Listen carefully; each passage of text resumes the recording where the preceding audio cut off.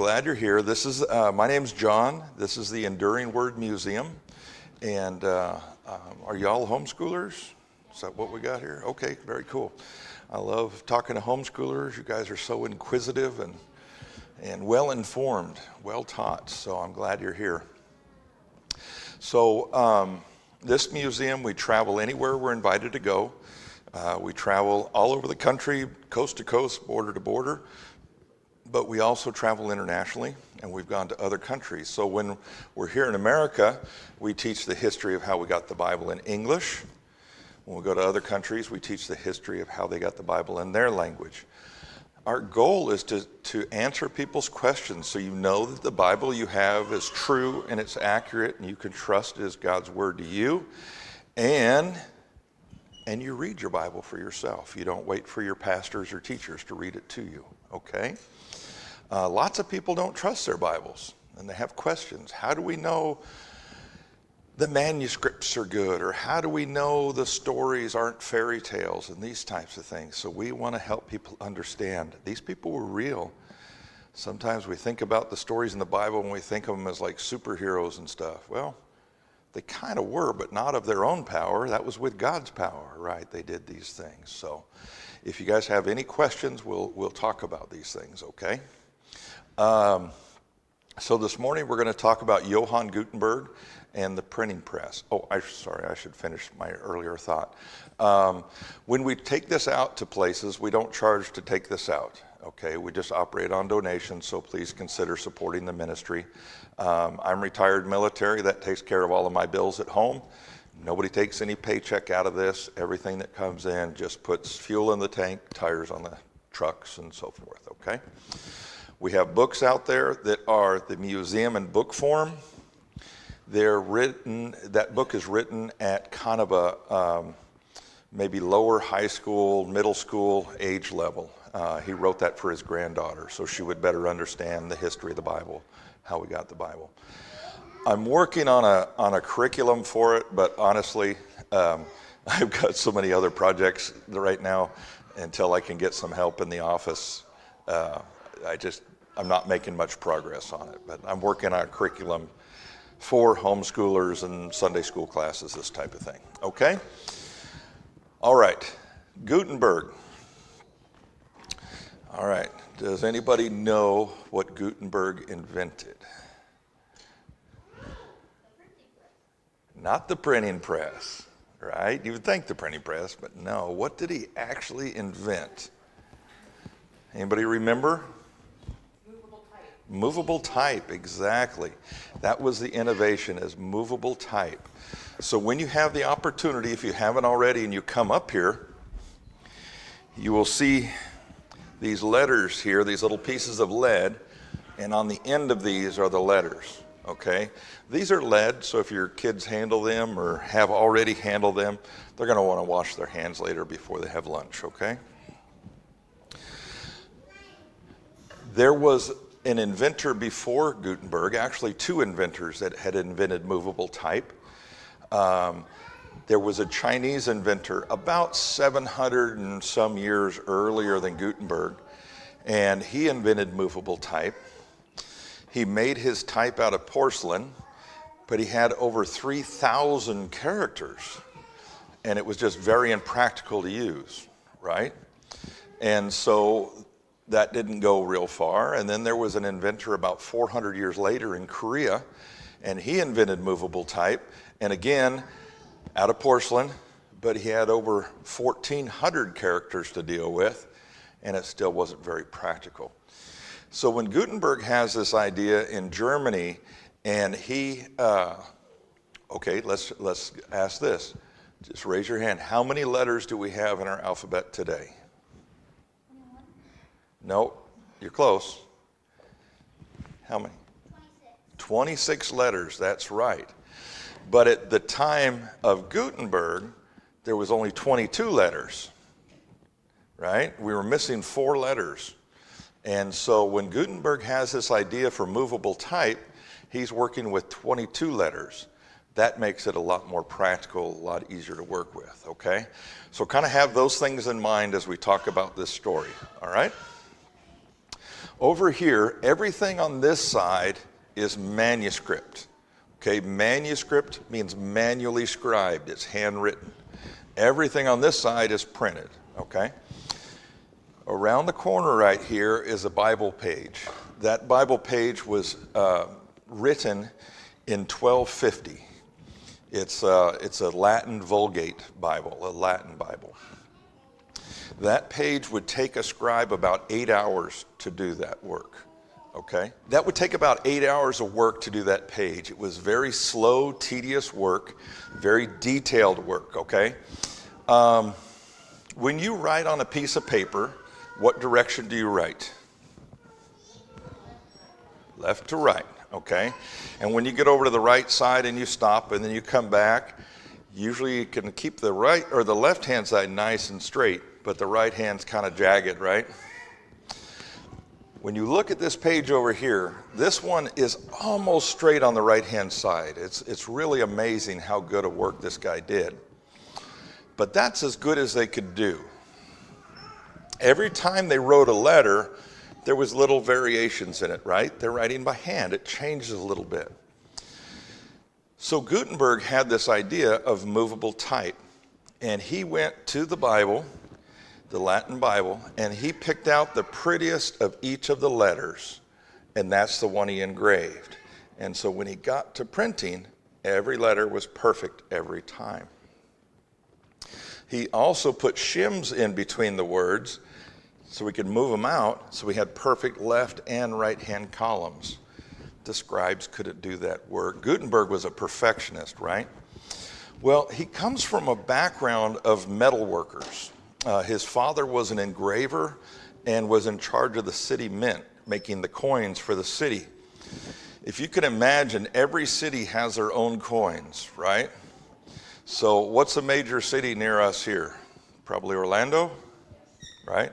So Orlando would have their own money, and everybody in the area would use that money. And if you traveled to another city, you would have to exchange your money for their money, okay? That was the background that Gutenberg was coming from. So he understood metals, and he probably tried different metals for the typeset before he settled on lead. Lead was really an amazing choice for him because have you ever seen in like books or movies where the people lay on a bed of nails? Have you ever seen that? So you have all these nails sticking up, and it's like, how does somebody lay down on that, right? And not get skewered on it? Well, it's because their body weight is spread over that whole surface of nails, right? It's the same principle with the typeset. Lead is very soft, but when you have all of those letters and you press against it, it can hold up to the press. Does that make sense?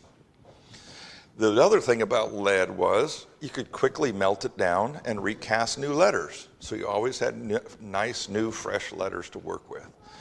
All right, let me show you a picture here. Oops, I'm sorry, I'm jumping ahead. Back over here, this one, 8 hours of work. Scribes were the highest paid profession of their day. So what's a very high paid profession today? Anybody?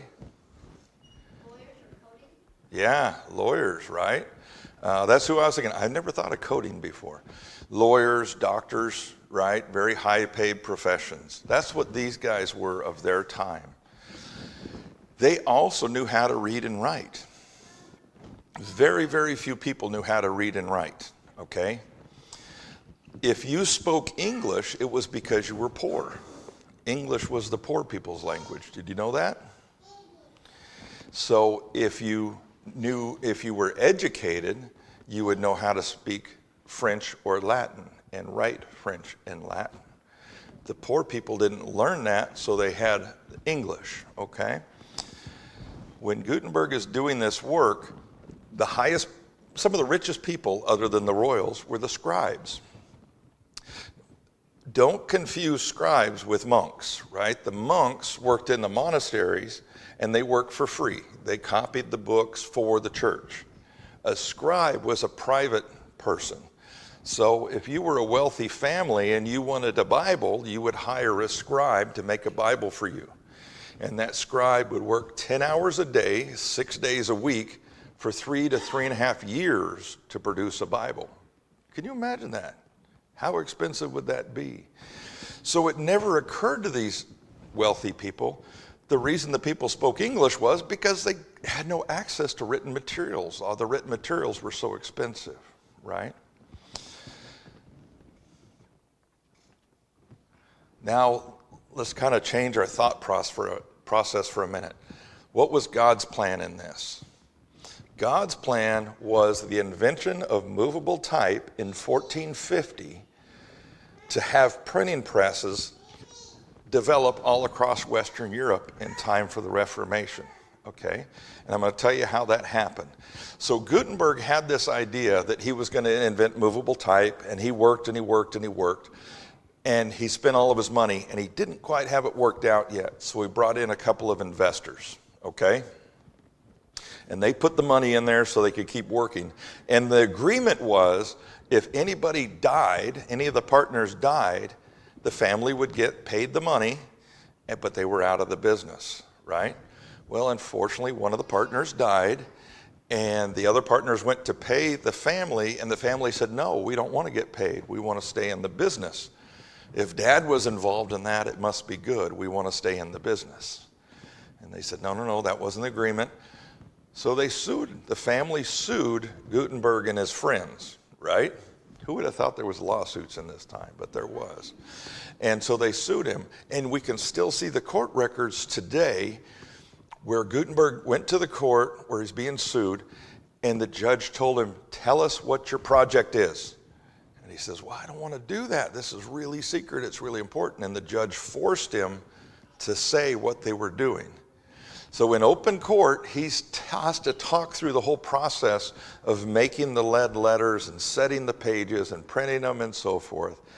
Well, in the courtroom is a scribe taking notes, and they have guilds, they have groups where they all meet. And I bet that scribe was pretty quick to go back to the guild and say, do you know what this guy Gutenberg's doing over here? He's going to put us out of business, right? That crazy guy. And so they got very angry at him, and they burned his shop down and ran that guy out of town, Gutenberg. The other problem was a lot of other people saw what was happening in the courtroom and understood what was happening. So they went out and they started doing this process. The cat was out of the bag, okay?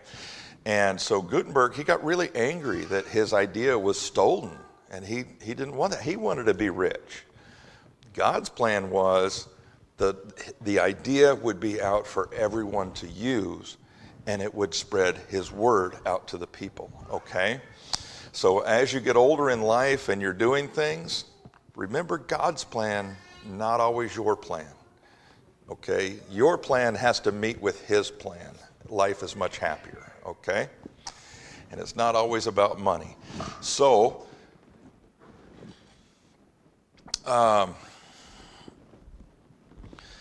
okay, on the printing press up here,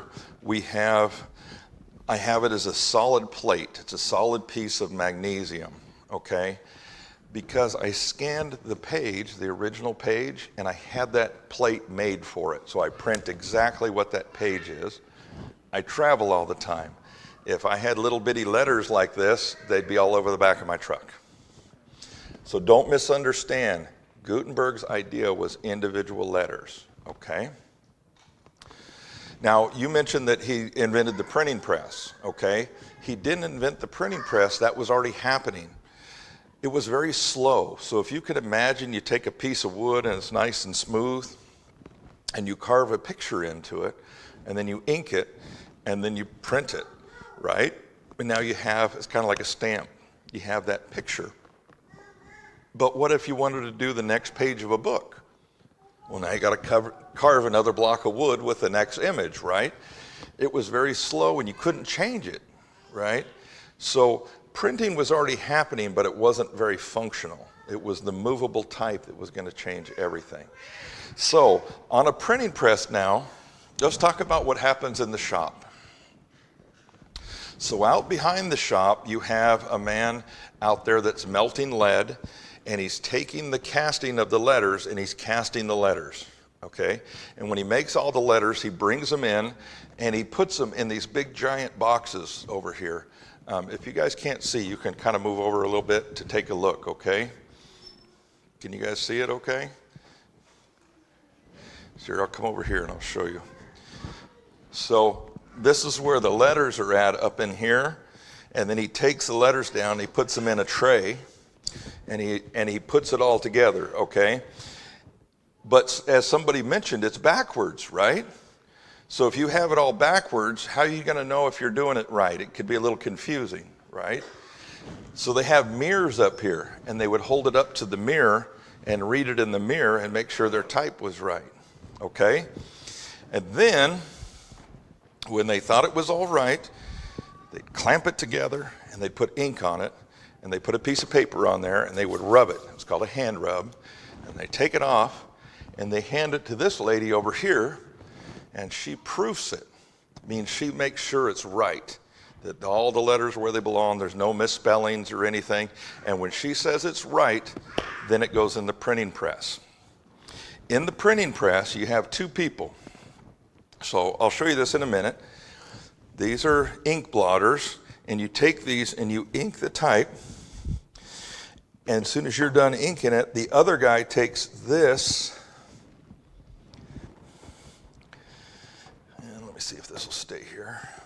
I'm going to stand here with it. So what this is, it's two parts. This piece is cut out exactly where the type is, so you only print right where you want it. You don't get ink anywhere else on the paper. This piece here carries the paper here, okay, in these corners. So the other guy then will take this, put it on there, print it. When he takes this off to get the page off, the other guy's inking it again, getting it ready for the next page. That seems like a lot of work, right? One page at a time. Remember I told you it takes 8 hours of work over here for this one? 2 people working together here can do a page every minute. So instead of producing one Bible, one person working, producing one Bible every 3 years, you have a team of about 6 people here working, and they're producing 50 Bibles every 3 months. Right? This is going to change things. If you notice the second graphic back here, the Gutenberg one, down towards the bottom, it talks about how many printing presses were just in the Netherlands area of Europe. In the 50 years from Gutenberg's invention of the printing press to 1450 to 1500, they'd produced over 8 million books. And those are primarily Bibles, right? Latin Vulgates. This was really going to change things. This is all happening as God's plan to have printing presses all over Europe in time for the coming Reformation, right? So when we get to these guys, Erasmus and Martin Luther and William Tyndale, and there was other translators. There was a guy named Francis Scarina in Belarus that developed the language Belarusian and produced their Bible. There was a guy in Wales that did the Bible in Welsh. In Spain, there was a man named De la Reina. I can't think of his first name. And he did the first Spanish Bible.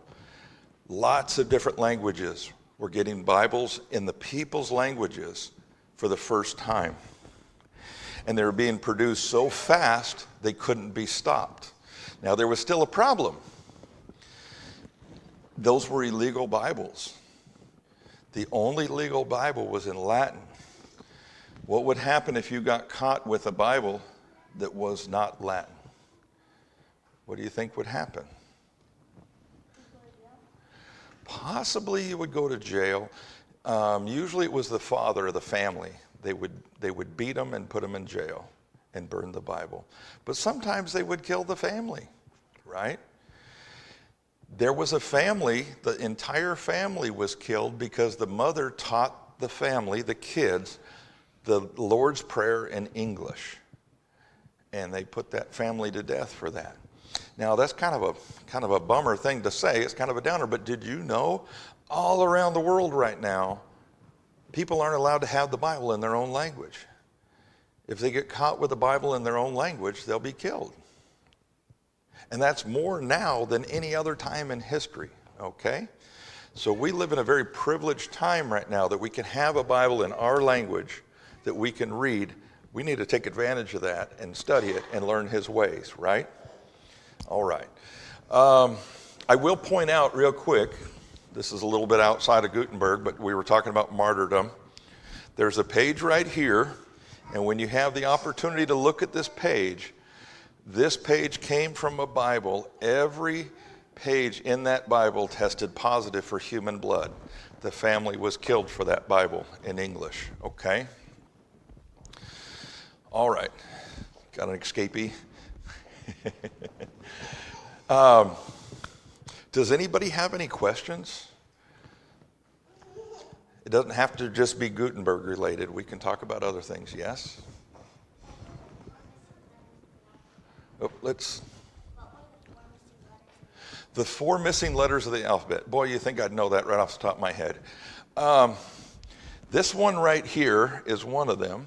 When you look here, this was from 1383, and it's a W. It's 2 overlaid U's. There was no W yet, so he made up a letter. He also made another letter in here that he called a thorn, and I can show that to you when we're up here. It looks like a long V that comes down, and he called it a thorn. It made a TH sound. These were sounds that weren't in other languages, but they were in English. One of the other letters that was missing was a J, so there was no J's. The I operated as an I or a J. Okay, so like in the big King James Bible over there, that was printed in 1611, there's no J's, right? When you look at Jesus, it says Jesus, but it doesn't really because the I still makes a J sound, right?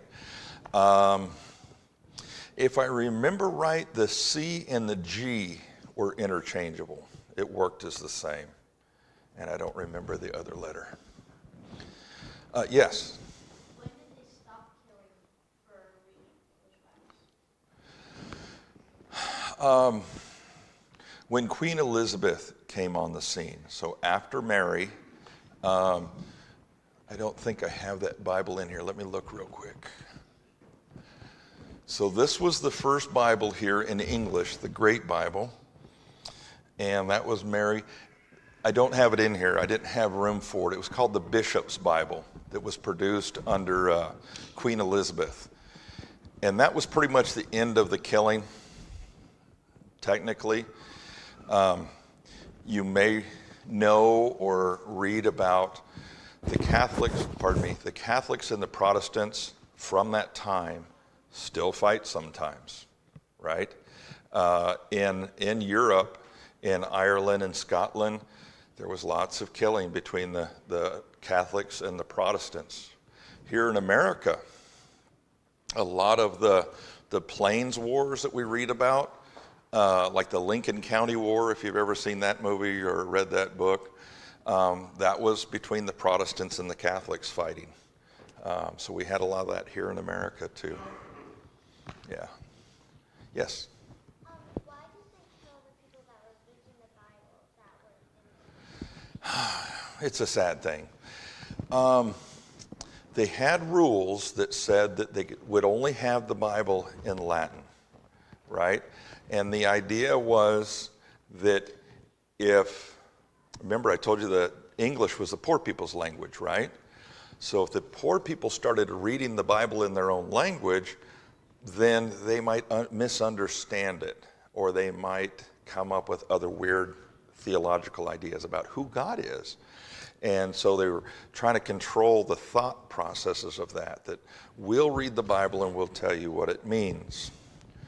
Well, that only works until you have somebody that isn't telling the Bible accurately, right? And I believe that God wants each one of us to read the Bible and get to know him and wrestle with those hard ideas and thoughts as we get older and figure out who he is and who we are to him, right?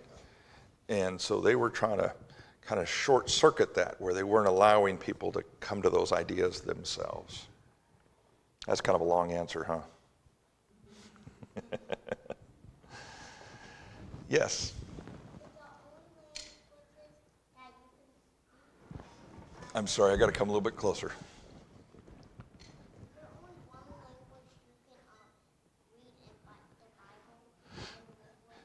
He said, is there only one language that we can read the Bible in? It used to be that way, right? It used to be the only legal Bibles were the biblical languages, right? Does anybody know the biblical languages?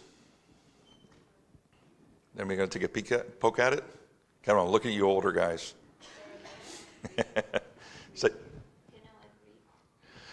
Greek, Hebrew, and Aramaic, okay? So the only legal Bibles were Hebrew, Greek, and Aramaic, or Latin. Anything other than that was an illegal Bible, okay?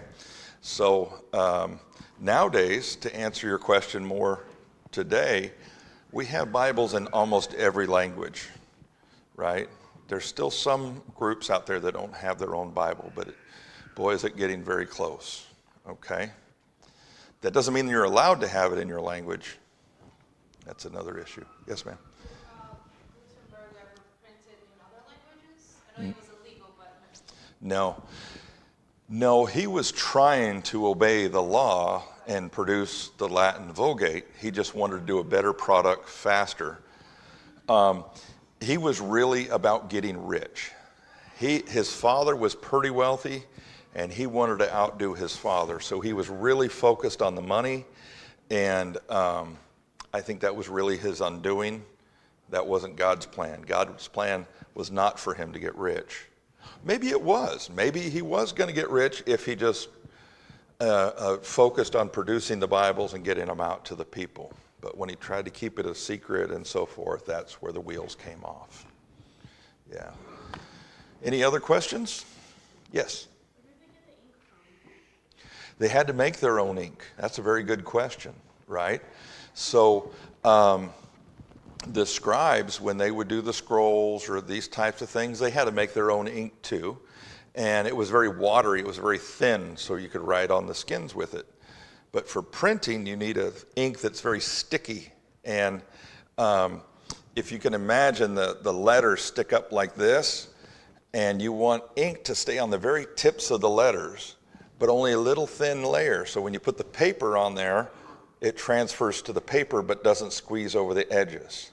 If you have too much ink, then pretty soon it'll fill these up and you'll just be printing big globs, right? So you just want a very thin layer of ink on the tips. So they used carbon black. So when you burn like coal in your stove or in your fireplace and all that black soot, that's carbon black. And they would use that and they would mix it with linseed oil and a little bit of pine gum, and it made it sticky. It also took a long time to dry. Any other questions? Yes. Do you know how much the Bibles were when they became, when the rich people were like the only people that had the Bible? Well, they had a different money system then, so it would be like in today's money, $1 million, right, or more to get a Bible. Okay, it was very, very expensive. I'll point out to you the page that we have up here, this Gutenberg page. I'll be honest with you, I was kind of disappointed when I saw it. I was like, wait a minute, the Gutenberg Bibles have all these beautiful colors and pictures in them. This one's kind of plain, right? I didn't understand that when Gutenberg printed his Bibles, this is what the customer got. It was black ink on paper with the capital letters hand painted. And if you look at the capital letter on that, you'll see the brush strokes in it where it's hand painted on there, okay? That's how the customer got it. Now then the customer would send it to an artist and they would say, make it pretty for my family. This is the budget. Or if there's no budget, go crazy, make it beautiful for my family. And that's where you end up with all these gorgeous paintings in the Bibles. They were all individual, right? Have you guys ever seen these pages before in the Gutenberg Bibles? You guys have your parents show you sometimes the pages. They're beautiful. There's one, I think it's a New Testament book, and it has a peacock sitting on the capital letter that starts the book, and then its feathers go all the way down and around and back up the other side, all those pretty feathers, and they're all painted on there. It's beautiful. Lots of neat stuff. So, any other questions?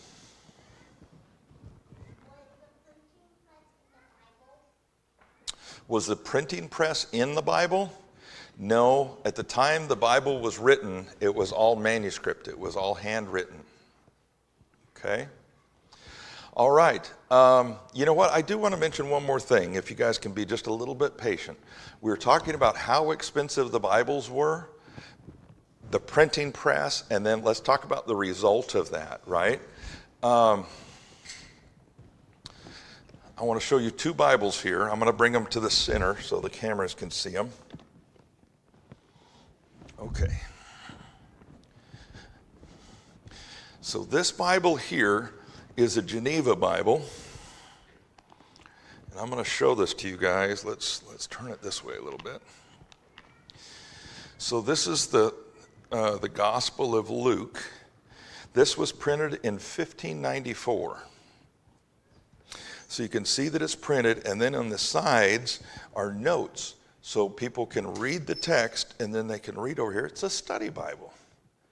Isn't that neat? Here, I'll come back here.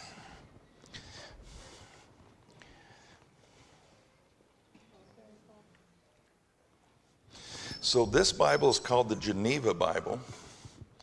This Bible was not legal, but the cost had come down so much. These are the Bibles that the Pilgrims carried when they came to America, and the price had come down so much that parents could afford to buy these Bibles for their kids. They were expensive. It'd be like a year's wages. Yeah, there's a lot of words, isn't there? So this is the first study Bible. Okay?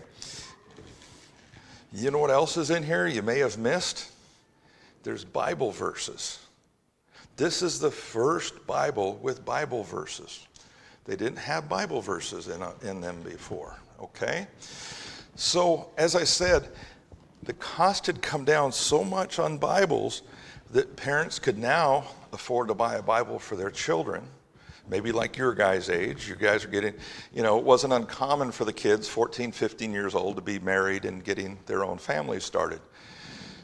So you could give your kids a Bible. If they had a Bible's in their own word, in their own language, you could read it. You have God's word in your own language, so you have the ability to read and write. Where can you go in life if you can read and write? That was such a leg up on the rest of the communities. It was a big deal. Being homeschoolers, you guys may have learned that the Bible was the only textbook for learning to read and write until the 1830s. Everybody learned to read and write from the Bible. Does anybody use David Barton's materials, wall builders? Y'all ever heard of that, parents? Take a look at Wall Builders sometime. His name's David Barton, and he teaches American history, but American history as a Christian nation, how it was developed. And he's a friend of mine. He actually lives very close to me. His museum is just a nondescript.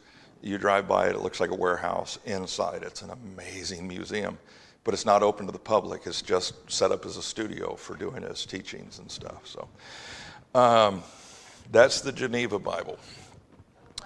Yes? What was the system for looking up verses before verses came along? They had chapters, so it'd be chapter so-and-so. But not verses. Yeah. And honestly, there wasn't much punctuation either. So you didn't have a lot of divisions for like paragraphs and things. So probably you'd count down lines and go chapter so-and-so, so many lines down,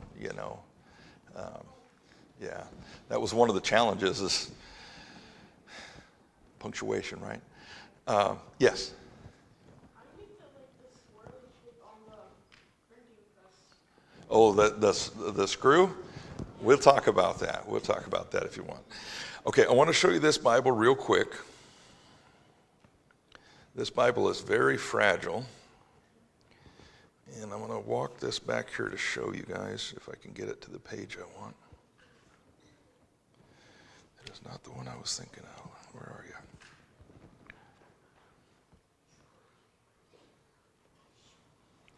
There's a page in here. Oh my goodness. Pardon me, I'm sorry.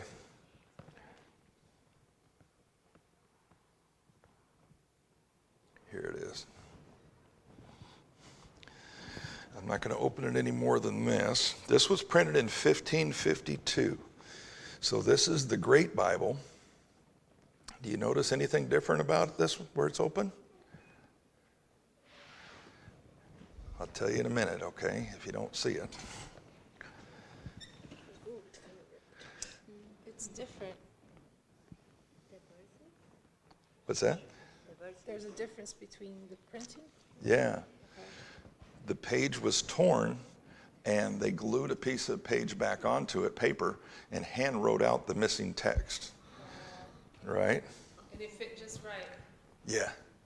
That's some skill, isn't it? Skill, yeah. And it's so beautiful if you don't pay attention. You're like, oh, there's a little difference, and move right past it, right? Why can't you open it any wider? It's very fragile. It's almost, what would that be? Almost 600 years old. About 500 and some years old. Here, I'll show this to you guys.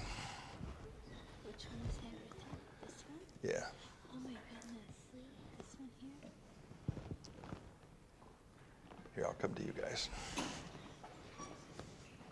It looks all beat up. Yeah, it's really old. Now, another very cool thing about this Bible is there's a family name in here called Hyatt, and it's Thomas and Sarah Hyatt. And the note on there, one of their first notes is when they're boarding the ships to come to America. In 1623, Thomas and Sarah Hyatt come to America to colonize in America, and they're in the first group coming to Maine, to settle in Maine, right?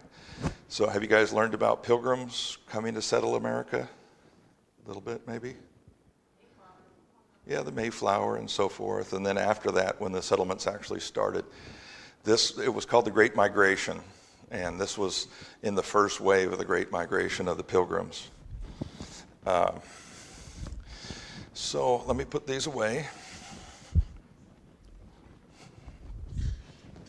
Oh, I started to tell you, 1552, that was an important year. So King Henry VIII made the Bible in English so everybody could have the Bible in English. When he died, his son Edward was king, but he was very young and he didn't live very long.